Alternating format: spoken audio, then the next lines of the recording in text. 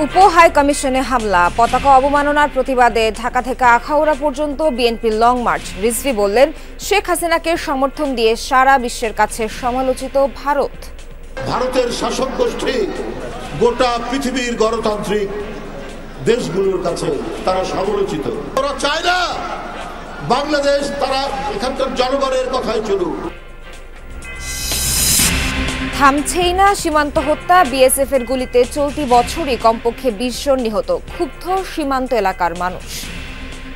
সরাসরি গুলি করেছে আপনার এই জায়গার উপর দিয়ে গুলি করে মেরেছে। ওর উপর নির্ভর করতেছিল পুরো পরিবার, এবং পরিবারের দেখভাল ওর বাবা এবং ওর মা দুজনেই অসুস্থ। 4টা পেটলা 3টা সন্তান, আমি কোন রকম আমার দিন যাচ্ছে। ছেঁটে ফেলা হচ্ছে চলতি অর্থ বছরের বাজেট, রাজস্ব আয় ও ইডিপি কমছে 54,000 কোটি টাকা। অভ্যন্তরীণ আয় বাড়াতে দরকার উদ্যোগ বলছেন বিশ্লেষকরা। ট্যাক্সের আইনগত পরিবর্তন, বিকল্প বিরোধী শক্তি, কম্বাটিং ট্যাক্স এভিশন, অনেক ইস্যু আছে। রেভিনিউ বাজেটে যেটা থাকে, এই টাকাটা যতটা সম্ভব এর মধ্যে এফিসিয়েন্সি বাড়ানো উচিত।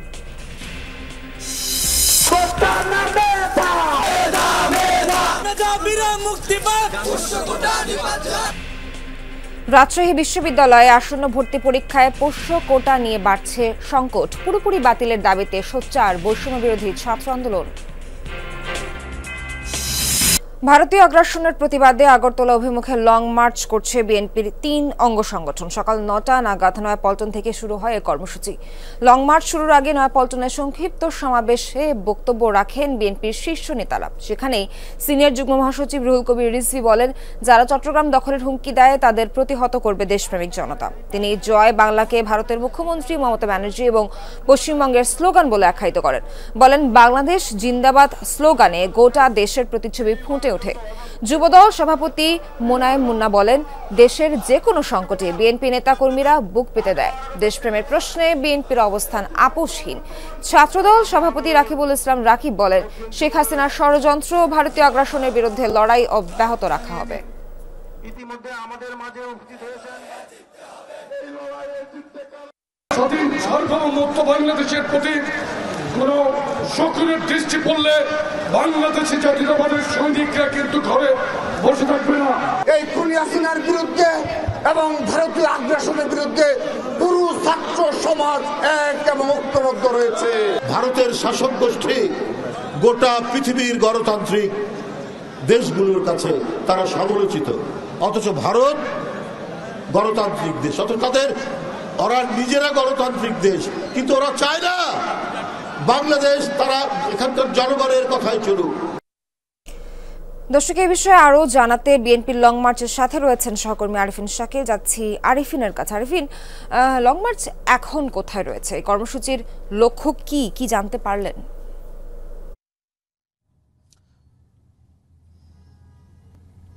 ধন্যবাদ সোহার। এখন মূলত লং মার্চের অবস্থান চিটাগং রোড, অর্থাৎ একটি অংশ অগ্রভাগ এরই মধ্যে চিটাগং রোডের পার হয়ে নরসিংদীর কাছাকাছি চলে গেছে, আর আরেকটি অংশ এখন অবস্থান করছে চিটাগং রোড এবং সেই সঙ্গে শনির আখড়া এই জায়গায় অবস্থান করছে। রাস্তা যদি যানজট, ফলে খানিকটা সময় লাগছে যেতে। তবে এই লং মার্চের উদ্দেশ্য ভারতকে একটি শক্ত বার্তা দেওয়া, যে বার্তার মাধ্যমে ভারতের যে আগ্রাসন এবং সেই সঙ্গে আগরতলা বাংলাদেশের সহকারী হাইকমিশনে যে হামলার ঘটনা, সেই ঘটনা বাংলাদেশের মানুষ ঐক্যবদ্ধ, সেই চিত্রটি বা সেই তথ্যটি আসলে ভারতকে জানাতে চায় বাংলাদেশের মানুষ এবং সেই সঙ্গে বিএনপি নেতাকর্মীরা। এবং ভারতের যে ধরনের যে কোনো আগ্রাসন, সেই সঙ্গে ভারতীয় বেশ কয়েকজন রাজনীতি ব্যক্তিদের বাংলাদেশ নিয়ে কটূক্তি, এবং সেই সঙ্গে চিটাগং দখল করা থেকে শুরু করে কয়েকটি জায়গায় দখল করে ফেলা হবে, এই ধরনের বক্তব্যই আসলে বিএনপির পক্ষ থেকে জনগণকে এক ধরনের ঐক্যবদ্ধ করা, সেই সঙ্গে অন্যান্য রাজনৈতিক দলকে ঐক্যবদ্ধ করা, যাতে বাংলাদেশের সার্বভৌমত্বের প্রশ্নে কারো মধ্যে কোনো দ্বিধাদ্বন্দ্ব না থাকে, সবাই যেন আপোষহীনভাবে বা শক্তভাবে ঐক্যবদ্ধ থাকে, বাংলাদেশের স্বাধীনতা সার্বভৌমত্বকে রক্ষা করার জন্য প্রস্তুত থাকে। সব মিলিয়ে সোহার এই ছিল এখান থেকে সবশেষ। এখন ভৈরবে দুপুর 12টা নাগাদ সমাবেশ, সেই সমাবেশের খবর আপনাদের জানাবো। সোহার। আরিফিন, ধন্যবাদ আপনাকে। এদিকে থামছেই না সীমান্ত হত্যা। চলতি বছর দেশের বিভিন্ন সীমান্তে কমপক্ষে ২০ জনকে গুলি করে হত্যা করেছে ভারতীয় সীমান্ত রক্ষী বাহিনী বিএসএফ। গুলিতে আহত অনেকে। এই কর্মকাণ্ডে ক্ষুব্ধ সীমান্ত এলাকার মানুষ। অন্যদিকে সিলেট সীমান্তে চলতি বছর ভারতীয় খাসিয়াদের হাতেই ৬ বাংলাদেশির মৃত্যু হয়েছে। ৪,০০০ কিলোমিটারেরও বেশি এলাকা জুড়ে বাংলাদেশ ভারত সীমান্ত। দুদেশের সম্পর্ক উন্নয়নের ক্ষেত্রে অন্যতম অন্তরায় সীমান্ত হত্যা। বাংলাদেশের তরফে বারবার প্রতিবাদ জানানো হলেও থামছে না হত্যাকাণ্ড। চলতি বছর সবচেয়ে বেশি সীমান্ত হত্যা হয়েছে রংপুর বিভাগে।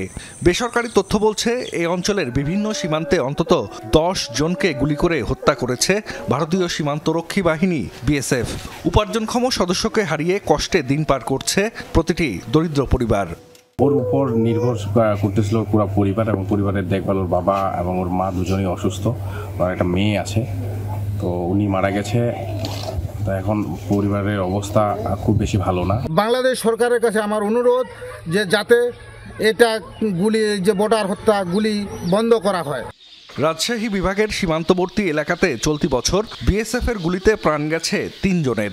বিএসএফ এর বেপরোয়া আচরণে ক্ষুব্ধ স্বজন ও সীমান্ত এলাকার মানুষ। জড়িতরা বিচারের আওতায় না আসায় এ ধরনের হত্যা থামছে না বলে মনে করেন তারা। বাবা মাও নাই, শ্বশুর শাশুড়ি নাই, দেওর ভাসুর কেউ নাই।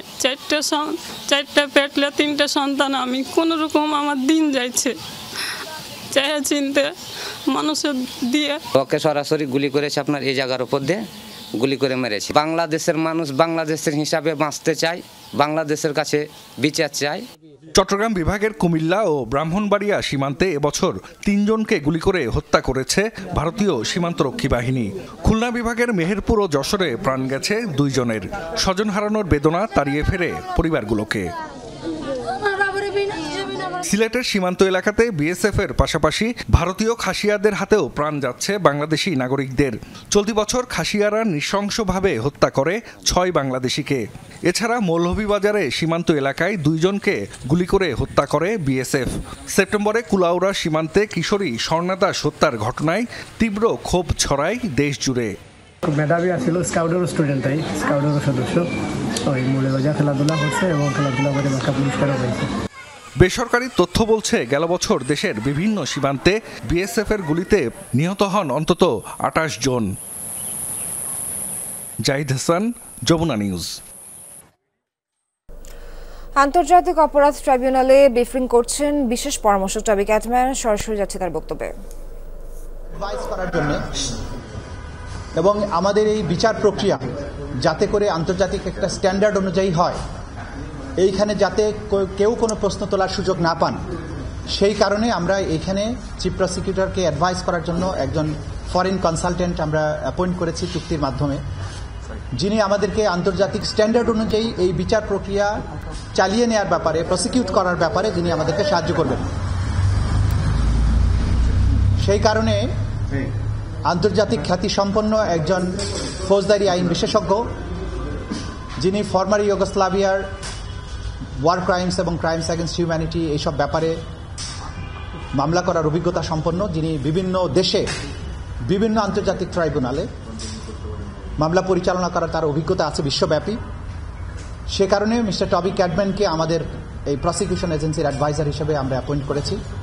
তিনি বাংলাদেশে এসেছেন, আমাদের সাথে মিটিং করছেন বিভিন্ন বিষয়ে, পলিসি নির্ধারণের ব্যাপারে, স্ট্র্যাটেজি নির্ধারণের ব্যাপারে, তদন্তের ব্যাপারে, সব ব্যাপারে আমাদের যা কিছু করা উচিত সেই ব্যাপারে তার সাথে আমরা পরামর্শ করছি, আলোচনা করছি এবং এই বিচার প্রক্রিয়া স্বচ্ছভাবে আন্তর্জাতিকভাবে যাতে কোনো রকম প্রশ্নের সম্মুখীন না হয় সেই ব্যাপারে আমরা তার সাহায্য গ্রহণ করছি। একইভাবে আপনারা জানেন যে আমাদের আইনে আমরা সেটাও করেছি যে ডিফেন্সের পক্ষ থেকেও তারা যদি এই ধরনের কনসালটেন্ট নিয়োগ করতে চান, তাদের পক্ষে অ্যাডভাইস গ্রহণ করার জন্য সেটাও তারা করতে পারবেন, কিন্তু তারা কোর্ট রুমে লয়ার হিসাবে সরাসরি করতে হলে বার কাউন্সিলের পারমিশন ছাড়া করতে পারবেন না। টবি ক্যাটম্যান আমাদের পক্ষে আছেন, তিনি আমাদের অ্যাডভাইস করছেন। আজকে তিনি এসে আমাদের সাথে ফর্মাল মিটিং করেছেন। তিনি ইচ্ছা প্রকাশ করেছিলেন যে মিডিয়ার সামনে তিনি কথা বলতে চান, সে কারণে আজকে আমরা তাকে নিয়ে এসেছি। তিনি এখন আপনাদের সামনে কথা বলবেন। It's a turn, Toby. Thank you very much. So, first of all, just let me say it's a privilege and an honour to be assisting the Chief Prosecutor and his team. I have been appointed by the Law Ministry to serve as a special advisor to the prosecution section based on my previous experience in dealing with these matters in a number of different jurisdictions. This is my second visit. I was here a couple of months ago to meet with the Chief Advisor, with the Law Advisor, the Attorney General, and at that time the newly appointed Chief Prosecutor, to advise on some of the areas that I think needed to be addressed. Certainly from my previous experience of the ICT under the previous government was obviously not a good experience, and there were a great deal of criticisms as to how the process was politically manipulated. What was very clear from my discussions with the interim government that this is very much a new chapter, and a chapter aimed towards justice, not retribution and not revenge.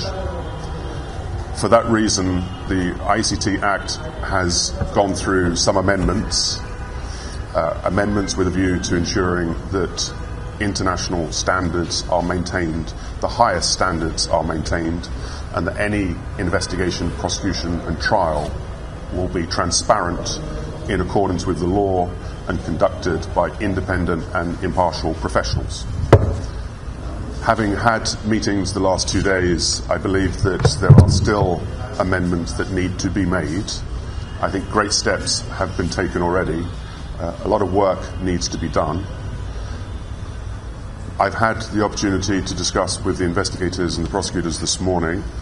I'm hugely impressed with the work that they've done. The work has been done to a very high professional standard, but what I would say is that the people of Bangladesh, and the media in particular, you have to be patient and you have to allow the prosecutors and investigators to do their job properly. These are very complex cases. These are very important cases. It is essential that they are done properly, and it is essential that those that are standing with me today are allowed to do their work without external interference. নগরবাসীর নির্বিঘ্ন চলাচলের জন্য উপযুক্ত নয় ঢাকার foot over ব্রিজগুলো। হকারদের দখলেই বেশিরভাগ, সংকীর্ণ পথচারী চলাচলের পথ। স্কেলেটর প্রায় সবকটি অকেজো, অযত্ন অবহেলায় জমে থাকছে আবর্জনা। আবার নতুন ফুটওভার ব্রিজের সিঁড়িগুলো উঁচু, যা বয়স্ক ও অসুস্থদের চলাচলের অনুপযোগী। দুর্ঘটনা এড়িয়ে নিরাপদ সড়ক পারাপারই এখন চ্যালেঞ্জ। রাজধানীর ফুটওভার ব্রিজগুলোর বেহাল দশা জানাচ্ছেন সহকর্মী শামীম রেজা, ক্যামেরায় ছিলেন লুৎফর রহমান।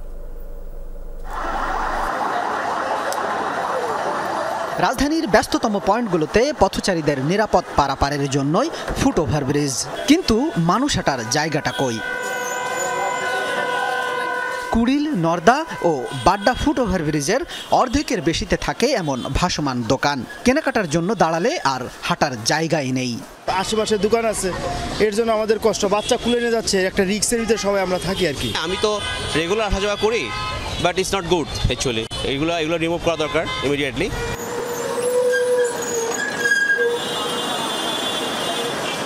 উত্তরে বিমানবন্দর, শেওড়া, কাকলি, বনানী, ইসিবি, মিরপুর 10 ও 1 নম্বর। দক্ষিণে নিউ মার্কেট ও শাহবাগের ফুট ওভার ব্রিজগুলোরও একই দশা। অনেকের অভিযোগ, ওভার ব্রিজে ওঠার সিঁড়ির ধাপগুলো এতটাই উঁচু যা পথচারী বান্ধব নয়। দুই পাশে দোকান থাকে, যার কারণে চলতেও সমস্যা, যারা দোকানদার তাদেরও সমস্যা। তাই দোকানপাটগুলো না থাকলেই মনে হয় ভালো হতো। মানুষ যখন বেশি যায় তখন হাঁটতে একটু অসুবিধা হয়, এর সাথে ওর ঘষা লাগে। নগরবাসীকে ফুট ওভার ব্রিজ ব্যবহারে উদ্বুদ্ধ করতে আর বয়স্ক ও অসুস্থদের জন্য কয়েকটিতে বসানো হয়েছিল এসকেলেটর বা চলন্ত সিঁড়ি। তবে কুড়িল, এয়ারপোর্ট, বনানী ও ইসিবির ফুট ওভার ব্রিজে চলন্ত সিঁড়ি অকেজো বহুদিন ধরে। দীর্ঘদিন ধরে এটা একরকম বলা হচ্ছে অচল। আমরা যারা বয়স্ক মানুষ বা শিশু বাচ্চা নিয়ে এই রাস্তা পারাপার হই বা সিঁড়িতে উঠতে চেষ্টা করি, খুবই কষ্ট হয়।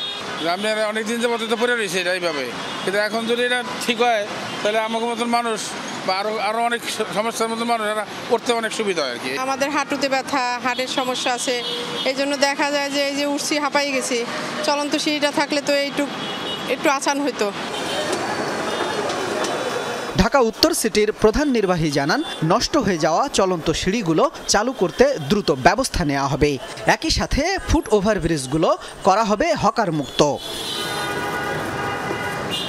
আমরা খুব শীঘ্রই এগুলো আমদানি করব, আমদানি করে এটাকে সংযোজন করা হবে, তখন সমস্যাগুলো মিটে যাবে। এবং এসকেলেটর সংযোজন হলে আপনি যেটা বলেছেন অবৈধ দখল বা হকাররা যেটাকে, সেটাও কিন্তু অটোমেটিক্যালি চলে যাবে। যদি না যায় সেক্ষেত্রে আমরা অবশ্যই আইন প্রয়োগ করে। পরিষ্কার পরিচ্ছন্নতার বালাই নেই ফুট ওভারব্রিজগুলোতে। কোথাও জমে আছে আবর্জনা, কোথাও কোথাও ছড়িয়ে ছিটিয়ে রয়েছে ময়লা। দেখে বোঝাই যায় বহুদিন ঝাড়ু পড়েনি এখানে। নিরাপদ সড়ক পারাপারে রাজধানীর গুরুত্বপূর্ণ স্থানে কোটি কোটি টাকা ব্যয়ে নির্মিত হয়েছে ফুট ওভারব্রিজ। তবে এসব ফুট ওভারব্রিজে ভাসমান হকারদের কারণে ভোগান্তিতে পড়ছেন পথচারীরা। তাই পথচারীদের দাবি, দ্রুত এসব হকারদের উচ্ছেদ করে চলাচল বান্ধব করা হোক এসব ওভারব্রিজগুলো। শামীম রেজা, যমুনা নিউজ, ঢাকা। রাজধানীর মগবাজারের আলফালা মিলনায়তনে জামায়াতে ইসলামীর কেন্দ্রীয় মজলিসে শুরার অধিবেশনে বক্তব্য রাখছেন দলের আমির ডক্টর শফিকুর রহমান। সরাসরি যাচ্ছি সেখানে। বাংলাদেশ গঠন করা সম্ভব হবে, এই জন্য আমরা দেশপ্রেমিক সকল শক্তির প্রতি উদাত্ত আহ্বান জানাবো। জাতীয় স্বার্থের জায়গায় আমরা যেন কখনো বিভক্তিতে লিপ্ত না হই, বরঞ্চ আমরা যেন ঐক্যবদ্ধ থাকি। জাতি ঐক্যবদ্ধ থাকলে জাতির বিরুদ্ধে যারা ষড়যন্ত্র করবে তারা অবশ্যই ব্যর্থ হবে, আল্লাহ তাদেরকে ব্যর্থ করে দেবেন ইনশাআল্লাহ। তাই আরেকবার আমি জাতিকে জাতীয় স্বার্থে দল মত ধর্মের ঊর্ধ্বে উঠে ঐক্যবদ্ধ থাকার আহ্বান জানিয়ে আমার উদ্বোধনী কথা এখানেই শেষ করছি। আল্লাহ হাফেজ। বাংলাদেশ জিন্দাবাদ, বাংলাদেশ জামাত ইসলামী জিন্দাবাদ। জিপিএইচ কোয়ান্টাম B600TR বাংলাদেশের উচ্চ শক্তি সম্পন্ন একমাত্র রড। ছেঁটে ফেলা হচ্ছে চলতি অর্থ বছরের বাজেট। রাজস্ব আয় এবং এডিপিতে হচ্ছে বড় ধরনের কাটছাঁট। পরিবর্তিত অবস্থায় দুই খাতেই লক্ষ্য অর্জন করা কঠিন। অভ্যন্তরীণ আয় বৃদ্ধির তেমন কার্যকর পদক্ষেপ না নিয়ে শেখ হাসিনা সরকারের শেষ বাজেটে ধরা হয় উচ্চ রাজস্ব লক্ষ্য। ফলাফল যতই দিন যাচ্ছে বাড়ছে ঘাটতির পরিমাণ। অর্থ বিভাগ মনে করছে সংস্কার পদক্ষেপ গ্রহণ করায় সুফল দ্রুত পাওয়া যাবে না, তাই পারবে না রাজস্ব আদায়। আর উন্নয়ন ব্যয়ে লাগাম টানায় পূরণ হবে না এডিপির লক্ষ্য। রাজস্ব আয় এবং এডিপি থেকে ছেটে ফেলা হচ্ছে ৫৪,০০০ কোটি টাকা। বিশ্লেষকরা বলছেন অভ্যন্তরীণ আয় বাড়াতে উদ্যোগ দরকার, একই সাথে ব্যয়ের ক্ষেত্রে দরকার স্বচ্ছতা। রাজশাহী বিশ্ববিদ্যালয়ে আসন্ন ভর্তি পরীক্ষায় পোষ্য কোটা নিয়ে জটিল হচ্ছে সংকট। বিশ্ববিদ্যালয়ের কর্মকর্তাদের সন্তানদের জন্য নির্ধারিত কোটা পুরোপুরি তুলে দেওয়ার দাবিতে সোচ্চার বৈষম্য বিরোধী ছাত্র আন্দোলনের নেতৃত্ব দেওয়া শিক্ষার্থীরা। রাজশাহী বিশ্ববিদ্যালয়ে ভর্তি পরীক্ষার বিজ্ঞপ্তি প্রকাশের পর থেকে পোষ্য কোটার বিরুদ্ধে ফের সরব হয়েছেন শিক্ষার্থীরা। হুঁশিয়ারি, পোষ্য কোটা না তুললে তারা বৃহত্তর আন্দোলনে যাবে। প্রশাসনের সংখ্যা প্রায় 50 বছর ধরে চলে আসা ব্যবস্থা রাতারাতি তুলে দিলে তা বড় সংকট তৈরি করতে পারে। তাই সংকট মোকাবেলায় শিক্ষক, কর্মকর্তা, কর্মচারী ও শিক্ষার্থীদের প্রতিনিধিদের সাথে আলোচনার মাধ্যমে সমাধানের পথ খোঁজা হচ্ছে।